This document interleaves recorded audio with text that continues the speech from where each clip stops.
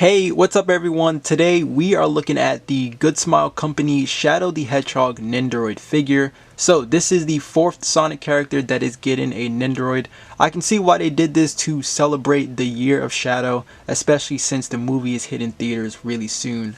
So the packaging is their typical big box really that they use for like some of their Nendoroids. I think Tails and Knuckles also came with this sort of style too. But Shadow is getting this one right here. It's kind of weird though that they usually do this when this figure doesn't really come with a lot of accessories just from looking at the open window right here. But we do get the Sonic the Hedgehog logo up here, of course the Good Smile logo here, and then we do get the product number there.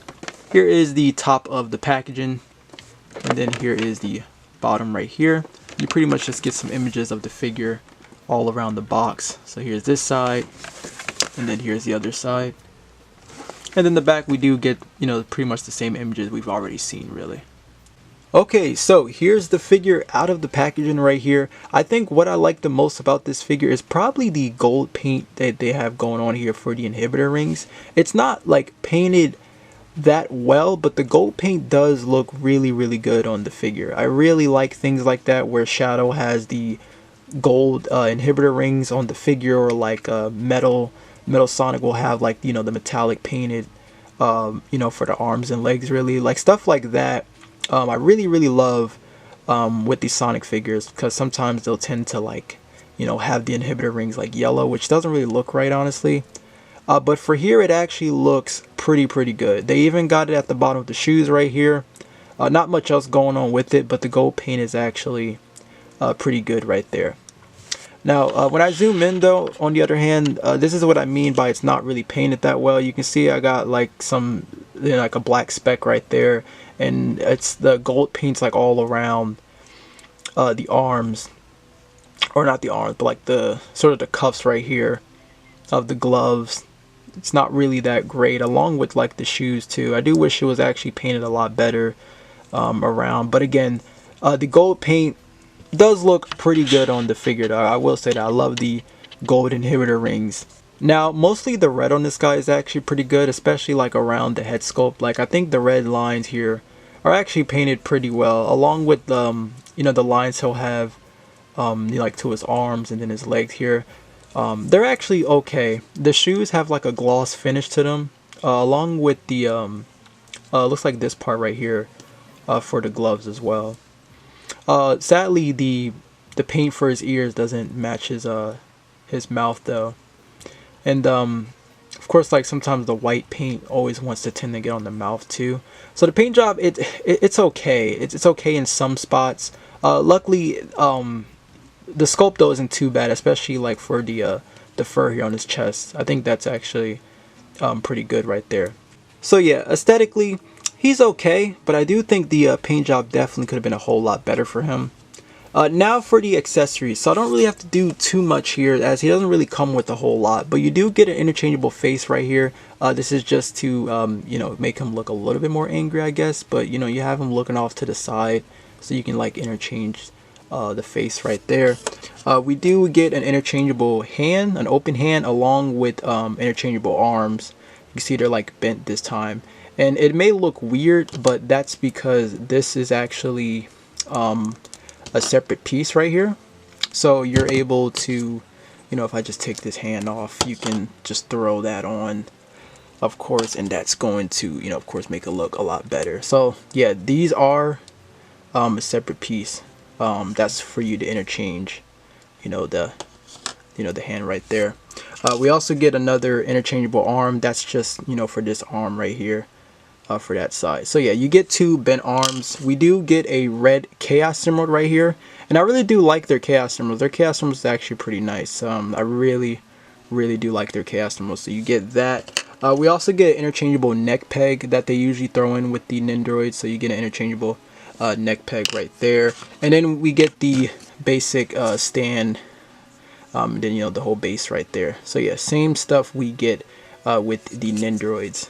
But yeah, that's pretty much all of the accessories. So not a whole lot with this guy, which I had a feeling that was going to be the case the way how the packaging was looking. I'm not sure why they always do that really, where they use the big packaging for like these figures that don't come with a lot of parts really. When there's some figures that gets like the standard packaging, but they still come with a lot. So I don't really know why they did that. So it's weird that he doesn't come with a whole lot really, like no Chaos Spear, you know, accessory, not like a, you know, a Black Doom little figurine or a Dark Chow really, you know. Would have been cool if like there was a way you can like add his motorcycle or so as like a separate option, because sometimes they tend to do that where they'll have like the figure and then you can like buy like their vehicle that you can like add in with the figure. So that would have been really cool. But yeah, not a whole lot here with the Shadow, but that's all of the accessories you get there. Alright, now for the articulation, pretty standard as the same. We still get the neck hinge for the figure, so you're able to have the figure look up and down. He can look down just about there and then look up just about there. Of course, you have your standard rotation, and if you want to do any tilts, you'll have to turn the neck hinge right there. Of course, we do have the ball hinge for the wrist. You can also rotate the wrist as well. Of course, the legs can kick forward, you know, just high about there, and then kicking back just about there really. And then the ankles are just on a ball peg, so you can move them anywhere you want, you know, up and down, you know, tilt, rotate, pretty much that. So yeah, standard rotation as always for these Nendoroids. But yeah, that's the articulation right there for Shadow. So here's a quick comparison next to the other Nendoroids right here. If only Shadow's eyes were like just as big as what they did with Sonic, Tails, and Knuckles, I think he definitely would have fit a lot better with them.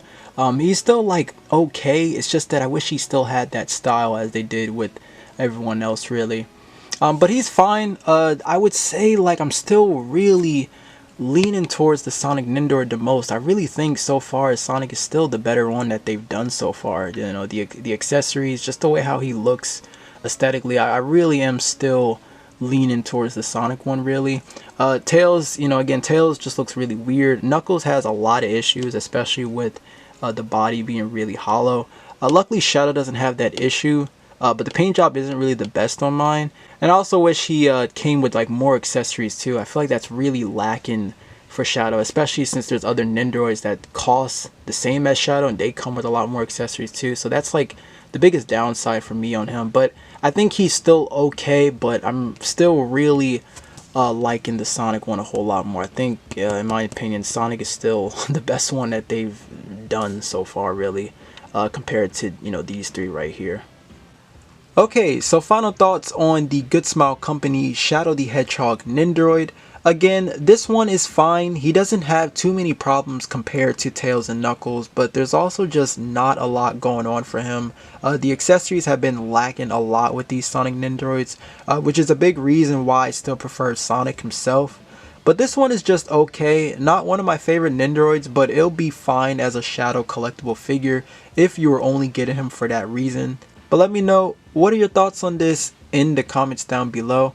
If you want to pick him up, you may still be able to order him from Hobby Genki. I'm not sure if they sold out by now, but I would check though just in case. But as always, thank you all so much for watching. I hope you enjoyed the review, but until then, take care my friends.